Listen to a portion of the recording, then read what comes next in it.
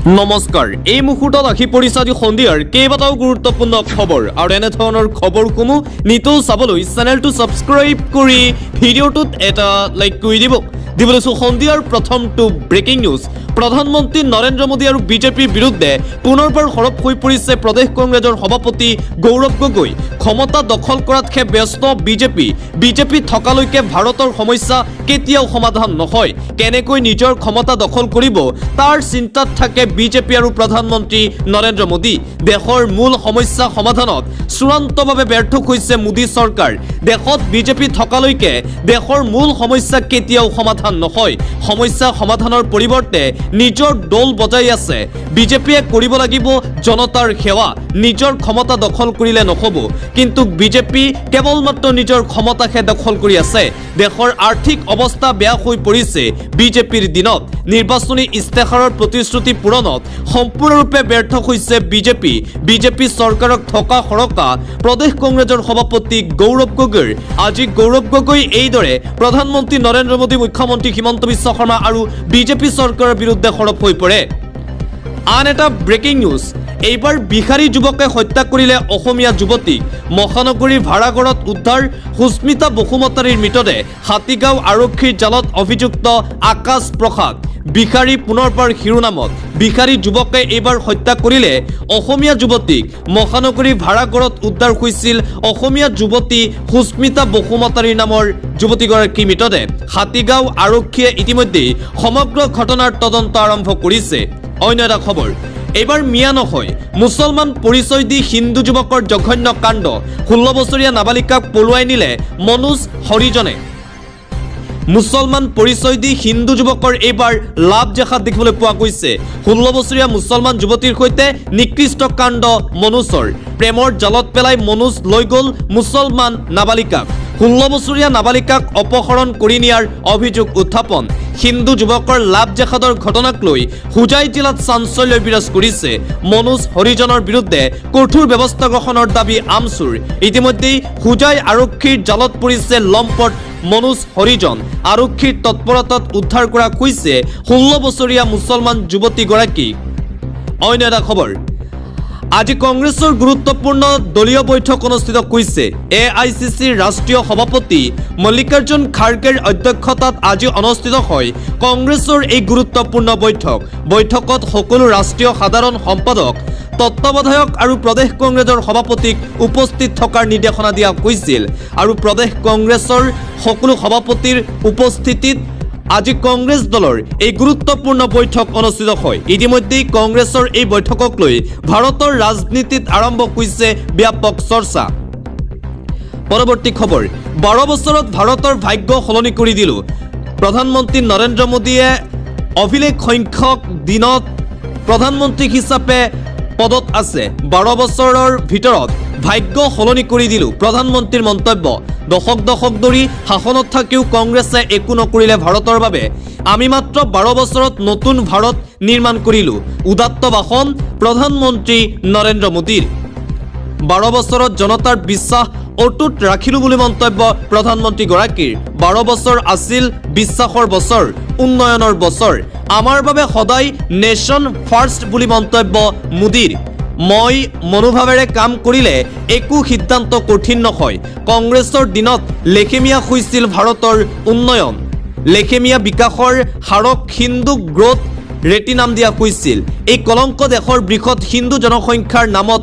লগোৱা হৈছিল জনসংখ্যা বেছিভাৱেই বিকাশৰ হাৰ কম বুলি কৈছিল কংগ্ৰেছে কিন্তু এই কুসংস্কৃতিৰ নাম হ'ব লাগিছিল কংগ্ৰেছ গ্ৰোথ ৰেট দেশৰ জনতাক বিশ্বাসঘাতকতা কৰিছিল কংগ্ৰেছৰ বিশ্বাসঘাতকতাৰ পিছত এনডিএৰ ওপৰত আস্থা প্ৰকাশ কৰিছিল ভাৰতৰ ৰাইজে এনডিএ সেই বিশ্বাসক অধিক শক্তিশালী কৰাৰ কাম কৰিছে 2014 চনত আশাৰ সূৰ্যোদয় হৈছিল ভাৰতত সেয়া আজি এক নতুন আত্মবিশ্বাসৰ কিৰণলৈ ৰূপান্তৰিত হৈছে 12 বছৰত 25 কোটিতকৈ অধিক লোক দৰিদ্ৰৰ পৰা মুক্ত হৈছে 2014 চনৰ পূৰ্বে ভাৰতৰ অৱস্থা বেয়া আছিল বিশৃংখলতাৰ যুগ দেখিছিল ভাৰতৰ সৰ্বসাধাৰণ জনতাই কিন্তু এতিয়া ভাৰতৰ জনতাই নিজৰ পছন্দৰ চৰকাৰ পাইছে সেয়া হৈছে বিজেপি চৰকাৰ যিয়ে নেকি উন্নয়ন কৰিছে ভাৰতৰ বিকশিত ভাৰতৰ সংকল্প কেৱল চৰকাৰৰে নহয় বৰঞ্চ 140 কোটি দেশবাসীৰ এক ৰাষ্ট্ৰীয় সংকল্পত পৰিণত হৈছে 12 বছৰত ভাৰতৰ ভাগ্য মই সলনি কৰি দিলো এইদৰে প্ৰধানমন্ত্ৰী নৰেন্দ্ৰ মোদীয়ে মন্তব্য কৰিছে দিবলৈ যোৱা আন এটা গুৰুত্বপূৰ্ণ খবৰ 25 বছৰে কোনো ছুটি নোলোৱাকৈ দৈনিক 18 ঘণ্টা কাম কৰি ৰাখিছে প্ৰধানমন্ত্ৰী নৰেন্দ্ৰ মোদীয়ে প্ৰধানমন্ত্ৰী নৰেন্দ্ৰ মোদীৰ প্ৰশংসাত এইবাৰ পঞ্চমুখ কেন্দ্ৰীয় গৃহমন্ত্ৰী অমিত শ্বাহে প্ৰধানমন্ত্ৰী নৰেন্দ্ৰ মোদীক উদ্দেশ্যি কৈছে যোৱা 25 বছৰে কোনো ছুটি লোৱা নাই প্ৰধানমন্ত্ৰী নৰেন্দ্ৰ মোদীয়ে দৈনিক 18 ঘণ্টা কাম কৰি ৰাখিছে প্ৰধানমন্ত্ৰী নৰেন্দ্ৰ মোদীয়ে কেৱল মাত্ৰ ভাৰতৰ প্ৰতি থকা ভাল পোৱাৰ বাবেই প্ৰেমৰ বাবেই এনে নিষ্ঠাৱান কাম কৰি আছে প্ৰধানমন্ত্ৰী নৰেন্দ্ৰ মোদীয়ে প্ৰধানমন্ত্ৰী নৰেন্দ্ৰ মোদীৰ বিশ্বৰ সকলোতকৈ জনপ্ৰিয় নেতা বিশ্বত যুদ্ধ চলি থকা সত্ত্বেও আমাৰ দেশৰ অৰ্থনীতি দ্ৰুতগতিত বৃদ্ধি পাইছে বিশ্বৰ তৃতীয় বৃহৎ অৰ্থনীতিৰ দিশে আগবাঢ়িছে ভাৰতবৰ্ষ প্ৰধানমন্ত্ৰীৰ বাবে এয়া মাত্ৰ আৰম্ভণিহে তেওঁৰ নেতৃত্বত আমি অহা দশকলৈ আগ্ৰহী প্ৰধানমন্ত্ৰী নৰেন্দ্ৰ মোদীক উদ্দেশ্যি এই মন্তব্য কৰিছে সাংসদ কংগনা ৰাণাৱতে পুনৰবাৰ কংগনা ৰাণাৱতে প্ৰধানমন্ত্ৰী নৰেন্দ্ৰ মোদীৰ প্ৰশংসাত পঞ্চমুখ হৈ পৰিছে কংগনা ৰাণাৱতৰ এই মন্তব্যক লৈ পুনৰবাৰ ছ'চিয়েল মিডিয়াত দেখিবলৈ পোৱা গৈছে তীব্ৰ চৰ্চা পৰৱৰ্তী খবৰ নীট প্ৰশ্নকাকত ফাদিলক লৈ ভাৰতক এইবাৰ কটাক্ষ কৰিছে চুবুৰীয়া ৰাষ্ট্ৰ চীনে নীটৰ প্ৰশ্নকাকত ফাদিলক লৈ ভাৰতক কটাক্ষ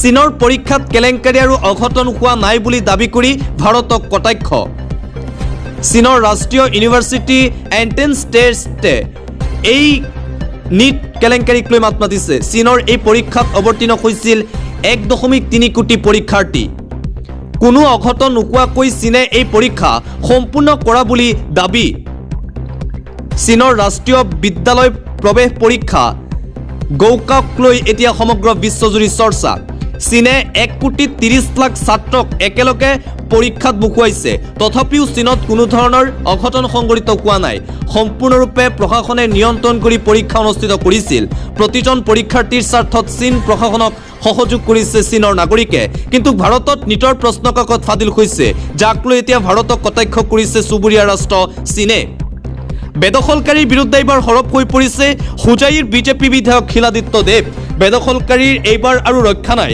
কোনো কাৰণতে হাৰি যাব নোৱাৰিব বেদখলকাৰী এইবাৰ আৰু ৰক্ষা নাই বেদখলকাৰীৰ বিৰুদ্ধে লোৱা হ'ব কঠোৰ ব্যৱস্থা যোৱা 60 পৰা 70 বছৰে বেদখলকাৰীয়ে দখল কৰি আছিল ভূমি কিন্তু এতিয়া সেই সাহস বেদখলকাৰীয়ে নাপায় বেছিভাগ অচিনাকি লোকেই বেদখল কৰি আছে বনাঞ্চলৰ ভূমি অসম প্ৰশাসনিক ন্যায়িক সকলো মিলিহে বচাব পৰা যাব মন্তব্য বিজেপি বিধায়ক শিলাদিত্য দেৱে কৈছে কোনো কাৰণতে অবৈধ বাংলাদেশী মিয়া হাৰি যাব নোৱাৰে অবৈধ বাংলাদেশী মিয়াৰ বিৰুদ্ধে বিজেপি চৰকাৰে ইতিমধ্যে আৰম্ভ কৰিব কঠোৰৰ পৰা কঠোৰ একশ্যন অবৈধ দখলকাৰী আৰু মিয়াৰ বিৰুদ্ধে পুনৰবাৰ এইদৰে আক্ৰমণাত্মক ৰূপত দেখিবলৈ পোৱা গৈছে শিলাদিত্য দেৱক অন্য এটা খবৰ প্ৰিয় নবী হজৰত মহম্মদক লৈ অপমান ক্ষুব্ধ এতিয়া মুছলমান সমাজ কৰিছে তীব্ৰ প্ৰতিবাদ প্ৰিয় নবী হজৰত মহম্মদক অপমান কৰাক লৈ প্ৰতিবাদত উত্তাল ৰাজ্যৰ ভিন্ন প্ৰান্ত প্ৰিয় নবী হজৰত মহম্মদক লৈ আপত্তিজনক মন্তব্য কোনো কাৰণতে গ্ৰহণ কৰা নহ'ব বুলি হুংকাৰ প্ৰিয় নবী হজৰত মহম্মদক লৈ আপত্তিজনক মন্তব্যৰ অভিযোগ উত্থাপন কৰি এই প্ৰতিবাদ সাব্যস্ত কৰিছে সামাজিক মাধ্যমত হজৰত মহম্মদক অপমানৰ বিৰুদ্ধে এই ক্ষোভ দেখিবলৈ পোৱা গৈছে আপত্তিজনক পোষ্ট মন্তব্য কৰা সকলৰ বিৰুদ্ধে ব্যৱস্থা গ্ৰহণৰ দাবী উত্থাপন কৰিছে সংখ্যালঘু সংগঠনে হজৰত মহম্মদক অপমানক লৈ হুজাইতো সাব্যস্ত কৰিছে তীব্ৰ প্ৰতিবাদ সংখ্যালঘু সংগঠনে দবগাৰ পুলিচ পইণ্টত প্ৰতিবাদ মুছলমান সমাজ তথা সদৌ অসম সংখ্যালঘু ছাত্ৰ ইউনিয়ন চমুকৈ আমচুৰ মুছলমান লোকৰ প্ৰতিবাদত উত্তাল ৰাজ্যৰ ভিন্ন প্ৰান্ত মুছলমান লোকে কোনো কাৰণতেই প্ৰিয় নবীক অপমান কৰা ঘটনাক সহ্য নকৰে অতি শীঘ্ৰেই অপমান কৰা সকলক গ্ৰেপ্তাৰ কৰাৰ দাবী উত্থাপন কৰিছে মুছলমান ৰাইজে পৰৱৰ্তী খবৰ হ্ৰাস কৰিব লাগিব শিক্ষাৰ্থীৰ স্কুল বেগৰ ওজন ব্যক্তিগত চৰকাৰী বিদ্যালয়লৈ কঠোৰ নীতি নিৰ্দেশনা দিয়া হৈছে শিক্ষাৰ্থীৰ স্কুল বেগক লৈ কঠোৰ হৈ পৰিছে প্ৰশাসন বিদ্যালয়ত অধিক কিতাপ বহি নিবলৈ দি হাৰাশাস্তি কৰিব নোৱাৰিব শিক্ষাৰ্থীক।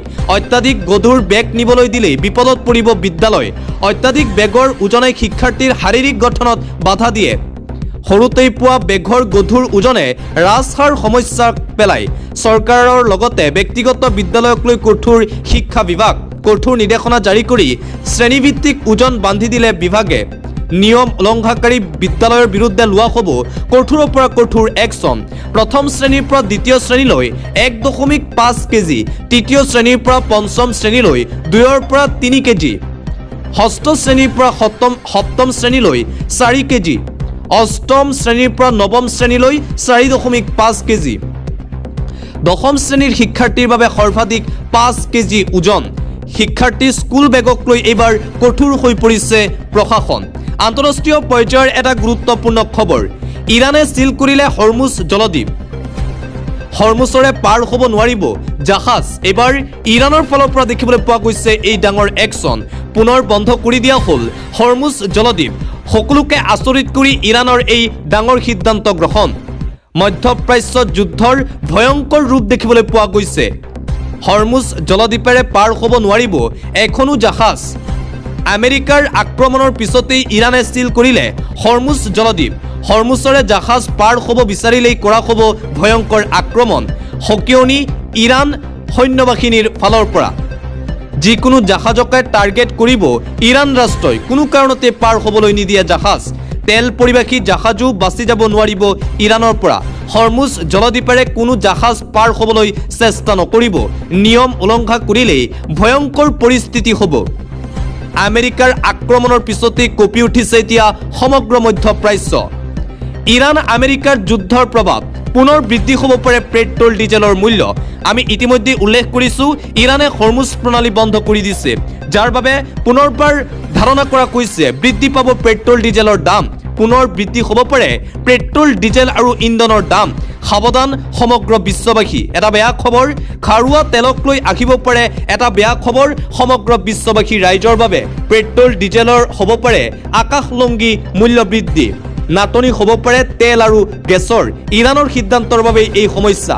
ইৰাণ আমেৰিকাৰ যুদ্ধৰ ভয়ংকৰ প্ৰভাৱ পৰিব তৈল খণ্ডত। আন্তঃৰাষ্ট্ৰীয় বজাৰত অস্থিৰতাৰ সৃষ্টি ইৰাণ আমেৰিকাৰ যুদ্ধৰ বাবে। হৰমুজ জলদ্বীপ ইতিমধ্যেই চিল কৰি দিছে ইৰাণে। হৰমুজ জলদ্বীপৰ বাবে পাৰ হ'ব নোৱাৰিব কোনো জাহাজ। হৰমুজত জাহাজ দেখিলেই ইৰাণে কৰিব আক্ৰমণ, যাৰ বাবে সমগ্ৰ বিশ্বতে পুনৰ বৃদ্ধি হ'ব পাৰে ইন্ধনৰ মূল্য। অন্য এটা খবৰ। নতুন ৰেচন কাৰ্ড পাবলৈ শীঘ্ৰেই কৰক আবেদন। ৰেচন কাৰ্ডক লৈ এটা ডাঙৰ খবৰ এই মুহূৰ্তত আহি পৰিছে। ৰেচন কাৰ্ড থাকিলে লাভ কৰিব নতুন নতুন সুবিধা। নতুনকৈ ৰেচন কাৰ্ড পাবলৈ শীঘ্ৰেই আপুনি কৰক এপ্লাই। 1 আগষ্ট তাৰিখৰ পৰা ৰেচনৰ হিতাধিকাৰীয়ে পাব বিনামূলীয়া দাইল, চেনি, নিমখ। লাখ লাখ ৰেচনৰ হিতাধিকাৰীলৈ আহি গ'ল ভাল খবৰ। ৰেচনৰ সামগ্ৰীক লৈ হিতাধিকাৰীয়ে চিন্তা কৰিব নালাগে। জুলাইত হ'ব নতুন বাজেট। আগৰ দৰেই পিছত লাভ কৰিব সকলো ৰেচনৰ সামগ্ৰী। নতুনকৈ ৰেচন কাৰ্ডৰ বাবেও এপ্লাই কৰিব পাৰিব। বাজেটৰ পিছতেই পুনৰ ৰেচন কাৰ্ডৰ বন্ধ হোৱা সামগ্ৰী দিয়া হ'ব ৰাইজক, ঘোষণা কৰিছে মন্ত্ৰী কৌশিক ৰায়ে। যুদ্ধকালীন পৰিস্থিতিৰ বাবে কিছু প্ৰভাৱ পৰিছে যদিও অতি শীঘ্ৰেই ৰেচন কাৰ্ডৰ সামগ্ৰী লাভ কৰিব হিতাধিকাৰীসকল ৰাইজে। আৰু যিসকলে ৰেচন কাৰ্ড পোৱা নাই তেওঁলোকেও অতি সহজতেই নতুন ৰেচন কাৰ্ডৰ বাবে আবেদন কৰিব পাৰিব। অন্য এটা খবৰ। নৃশংস হত্যাকাণ্ড, মহিলাক ডিঙি কাটি হত্যা, আটক অভিযুক্ত নৰসিং পানিকাৰ। ৰাজ্যত পুনৰ সংঘটিত হৈছে নৃশংস হত্যাকাণ্ডৰ ঘটনা।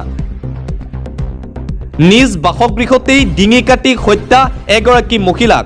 ৰাজ্য কঁপাই গৈছে এই ঘটনা। গীতা স্বৰ্গীয়াৰী নামৰ মহিলাগৰাকীক নৃশংসভাৱে হত্যা কৰা হৈছে। ওদালগুৰিৰ মাজবাটত এই নৃশংস হত্যাকাণ্ড সংঘটিত কৰা হৈছে বুলি জানিব পৰা গৈছে। নৰসিং পানিকাৰ নামৰ এজনৰ বিৰুদ্ধে হত্যাৰ অভিযোগ উত্থাপন। মাজবাট ষ্টেচনত ব্লকত সংঘটিত হৈছে সমগ্ৰ ৰাজ্য কঁপাই যোৱা এই শিহৰণকাৰী ঘটনা। হত্যা কৰিয়ে পলায়ন অভিযুক্ত নৰসিং পানিকাৰ। নিশা অভিযান চলাই মাজবাট আৰক্ষীয়ে গ্ৰেপ্তাৰ কৰে এই অভিযুক্তক। পাৰিবাৰিক কন্দলৰ বাবে এই ঘটনা সংঘটিত হোৱাৰ সন্দেহ কৰিছে স্থানীয় ৰাইজে। সমগ্ৰ অসম কঁপাই যোৱা এই নৃশংস হত্যাকাণ্ডৰ ঘটনা এইবাৰ সংঘটিত হৈছে ওদালগুৰিত। বতৰক লৈ এটা গুৰুত্বপূৰ্ণ খবৰ, সাৱধান, ৰাজ্যত হঠাৎ সলনি হৈছে বতৰ। প্ৰচণ্ড ধুমুহা আৰু বৰষুণৰ তাণ্ডৱ লীলা, ৰাজ্যত হঠাৎ সলনি হৈছে বতৰৰ ৰূপ। বিভিন্ন প্ৰান্তত ভয়ংকৰ ধুমুহা আৰু বৰষুণ দেখিবলৈ পোৱা গৈছে ৰাজ্যত।